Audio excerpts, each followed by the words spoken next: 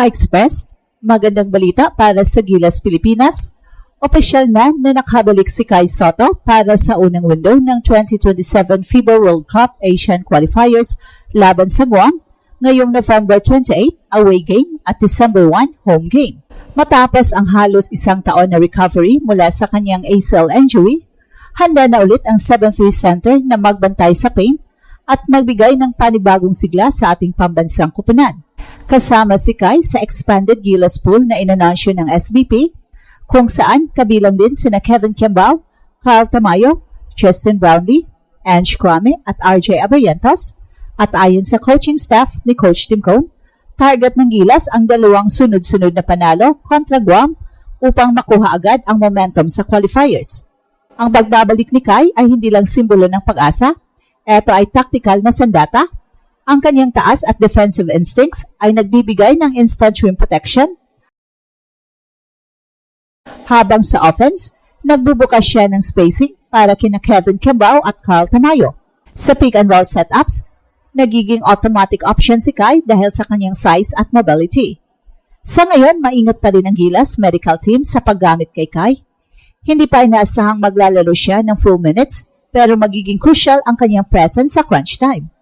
Kapag nasa loob si Kai, nag-iiba ang buong depensa at game plan ng kalaban, isang advantage na gustong sulitin ni Coach Tim.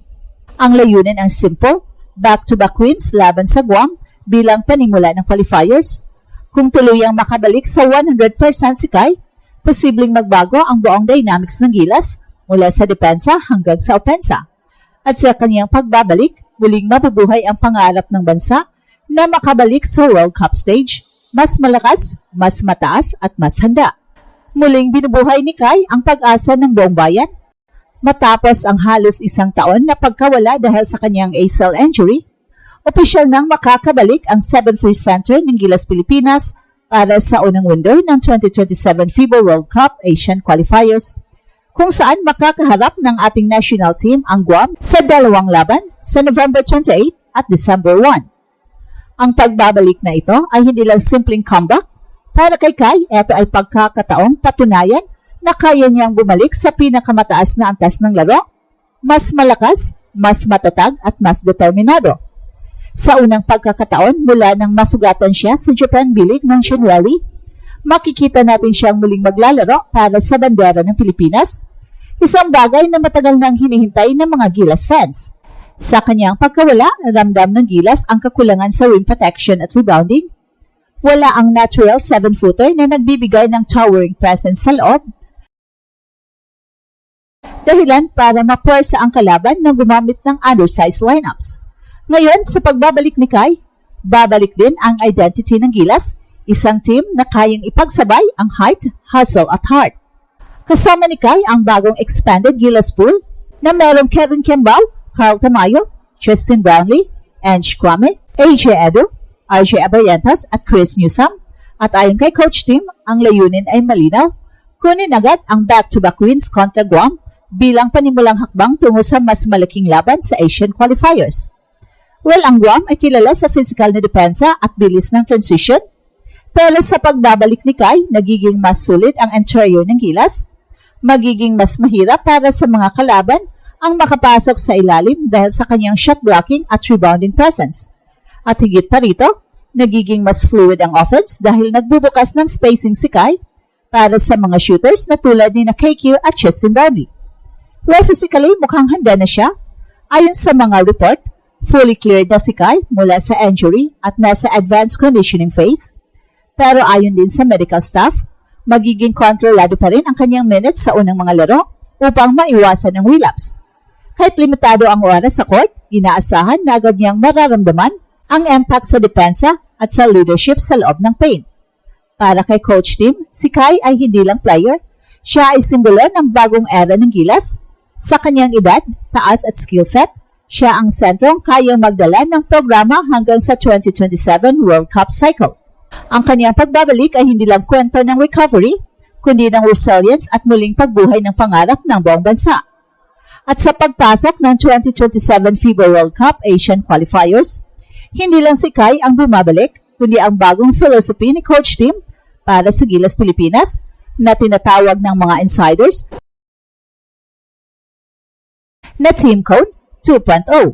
Ang bagong version ng national team ay kombinasyon ng discipline, triangle spacing at possessionless basketball, isang sistema na mas babagay sa international play. At ayon sa mga report, nakatutok si Coach Tim sa pagbabalik ng chemistry at rhythm ng team. At ayon sa mga reports, agad magpakita ng maturity si Kai, vocal sa communication, kalmado sa defensive rotations, at mas matatag sa post positioning.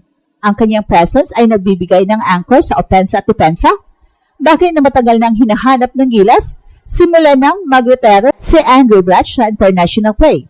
At habang si Kai ang sentro ng sistema, binibigyan din ng malaking papel si Kevin Kembao na ginagamit bilang stretch for playmaker sa gilid.